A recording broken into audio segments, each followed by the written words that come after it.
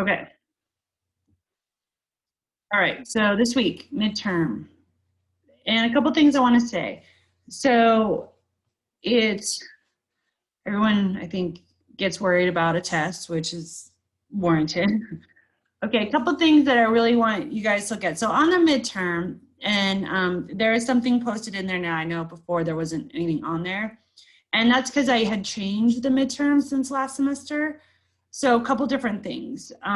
What the biggest challenge, and this happens, I think, across the board, is you have to read the question clearly. So read it a couple times, make sure you're understanding what it's asking. And it's all multiple choice, true, false. So again, I know people worry about, and there might be a short answer, which means, one or two words. So lots of vocabulary. So really look at the vocabulary and be sure to make sure you understand what those words mean. And when I say vocabulary, this is for all the modules that we've had up until till module 8. So there's a little bit from each one. And the reason why I focus on vocabulary is a lot of times we have different terms that mean the same thing and not just, I don't know, nature of speech. I don't know why we do that. And the other part is really looking at, do you understand kind of some of those differences of verbiage when we're talking with regards to clients? So for instance, when we're talking about a skill being targeted for expressive language versus receptive language, do you know some of the differences between, pragmatics, semantics, those kind of things that you're going to hear over and over again, and also some of the, what I would say, your typical disorders, mixed receptive and expressive language disorder, ADHD, joint attention. I must say that so you guys are, done listening to me say that word. Because like I said, that's like kind of, to me, it's the cornerstone of all communication. So, MLU, when we use that word, you guys know what that means, mean length of utterance. So really what I'm looking for is kind of application. So a lot of it's going to be vocab, which is just great. Do you know what it means or not? And also some application to what we've worked on so far. Again, there's no essay. I do think there's one fill in the blank word. Be up to date on autism. What's the prevalence of autism? And just looking at some of these things for what we've done up until now. So review every module, look at the vocabulary, and then be sure you got it really solid on some of those basics of language disorders, receptively, expressively. Like if you're given a goal, do you know if it's targeting expressive language or receptive language? And so definitely, I kind of changed up a couple questions. We'll see how that goes. I do usually end up throwing one out. So I've been trying to make it a little bit more straightforward. Those learning modalities. So when we're talking about multisensory experiences, what are some things that you need for an auditory learner, a kinesthetic learner, a visual learner? What are things we need to be utilizing when we're working with our clients? And then kind of what are some practices we do? So for instance, when we teach them a skill, and again, I know there's always a critique on the word teaching.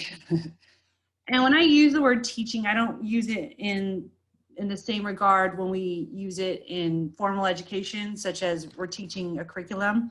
Usually when we're teaching a skill that's targeted in our speech goal, it's kind of what I would call a precursor skill. We're usually not targeting really higher end curriculum-based things. We're really looking at basics of language.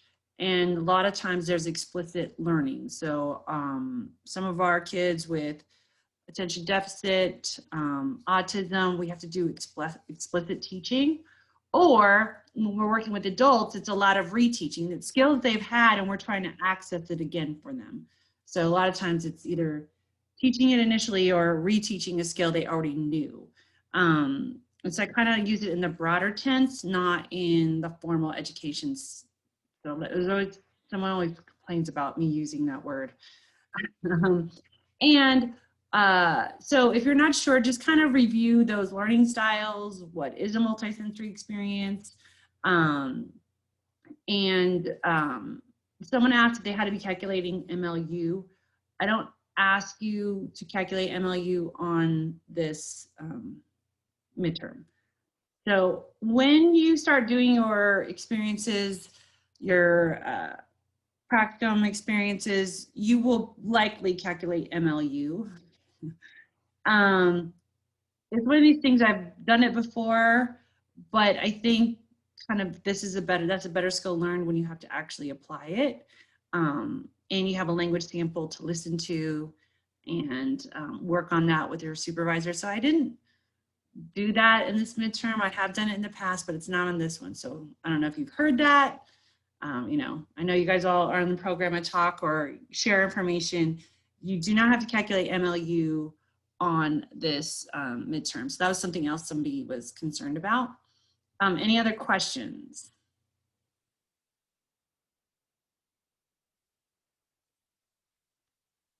Hold on 1 second. Oh, I should have maybe opened up the midterm. Sorry about that. One second, a moment. Whoops, I meant to open up the midterm. So 1 second.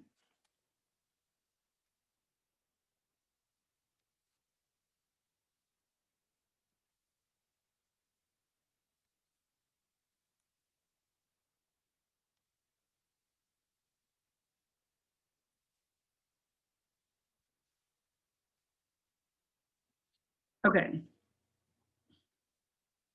So, yeah, I would say the one number, you know, I definitely want you guys to know the autism rates, and then a lot of application of the learning styles, and then vocab. So that's the bulk of what the midterm is. And then also, if you read a goal, are you able to kind of figure out, are we targeting expressive or receptive language? So I'm trying to make it a little bit more application. So any other questions? Hold on. One moment. I'm gonna pull up the chat. Yeah, I would do the read and review first. So I think that helps you review the information. So on the read and review,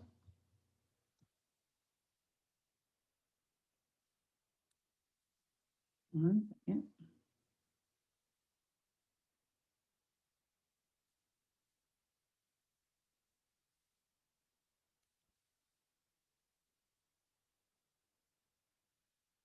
Okay, so this is what we're looking at. What we want you to do is kind of, what about learning modalities? What did you learn? Why are those important for you as a therapist? And you know, what are some other information you were kind of surprised about, as well as look at the visual representation. So what I like also for me, for my learning style, when I have a chart, I'm kind of really looking at the chart. Sometimes it just organizes that in a different way versus note cards. I was never a note card person. That never really was a applicable learning, you know, memory strategy for me. So I tend to like some like charts and graphs that kind of put information. I feel like that's easier for me to recall. So, you know, look at the handouts and things, because I feel like those are good review. And there are also things that even today I still look at and review. I still go back to the Brown's morphemes because, you know, I can't always remember, was that stage 3 or stage 4? You know, which one's first, kind of thing. So I know basics off the top of my head, but every now and then for something specific, I need to review back to the chart. I definitely review speech and language milestones on a regular basis, and kind of too, when you work with kids who are delayed, sometimes your views get a little skewed on what the expectation is. So sometimes I need to review that. So like I said, it's a good little review, help you guys study. Any other questions? And then I want to say one other thing. So projects are graded. If you do not have a grade, please open it and look at the note I left. So there were a few that weren't, I wasn't able to open the video, or I didn't have your written plan. So please look and see. If you don't see a grade in your grade book for the project, please go in there and respond to a comment. Couple things too, I think a lot of people struggle with generalization. So what I want to say about that is hard when you haven't had a client and working on a skill and you're trying to see if they're applying it. And a lot of times, a lot of people put, you know, just keep reviewing it. It might be as you expand on the skill. So they kind of got the basis, and then you're asking them to use that skill they learned and then, you know, increase it. So a lot of times that expansion piece is good to see if they are generalizing the skill. That is hard. That is something you are going to have to talk to your supervisor out. And everything's a little bit different. So depending on what the goal is or how it's targeted, sometimes applying it looks a little bit different than when you're reviewing it and helping them learn it in a session. So there are some different ways to generalize what, you know, the luxury of being in a school base. I can see if they're applying it in the classroom without my prompts or cues. So that's always nice. Speech artic is a little bit easier to judge generalization skills, because that's where you can interview the parent. Hey, are they producing that correctly? Do you hear errors? You talk to the teacher, you talk to the whoever the caregiver is. And some of these language things are a little bit more broader. So it is more difficult to kind of pin down on, is this generalized, is it not? And a lot of times what we're doing is we're building schemas. When I say schemas, I mean kind of that basic knowledge about things, and can they expand on that? Or like when I work on, say, categorization, can they identify similarities and differences? And when I look at that, and sometimes parents are like, why is that important? Well, later on when you have to compare and contrast, or pros and cons, they have to be able to compare two items that maybe are similar and which one's, you know, better or worse, or kind of that compare and contrast skill we use in daily decision-making skills.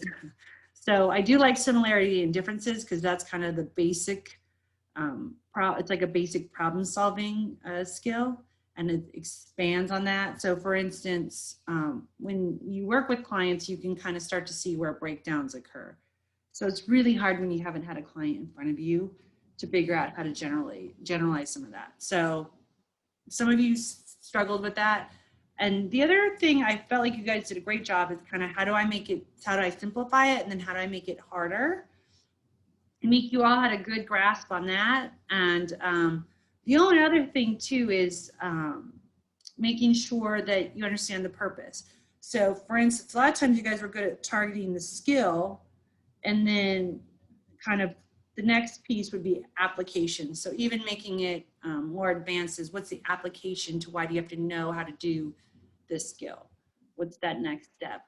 So that's really, really important when you work with adults, because a lot of adults, they have enough knowledge to ask, like, why am I working on this? How does this translate to my daily life?